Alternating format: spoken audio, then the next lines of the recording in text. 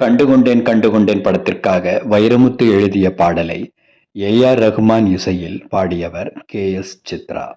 மாலை அந்திகளில் மனதின் சந்துகளில் தொலைந்த முகத்தை மனம் தேடுதே. வெயில் தாரொழுகும் நகர வீதிகளில் மையில் கொண்டு மலர் வாடுதே. ஈகம் சிந்த இரு தொழில் இடைவெளியில் துருவி துருவி உன்னை தேடுதே. உடையும் நுரைகளிலும் தொலைந்த காதலனை உருகி உருகி மனம் தேடுதே. அழகிய திருமுகம் ஒரு தரம் பார்த்தால் அமைதியில் நிறைந்திருப்பேன். நுனி விரல் கொண்டு ஒரு முறை தீண்டு 100 முறை பிறந்திருப்பேன்.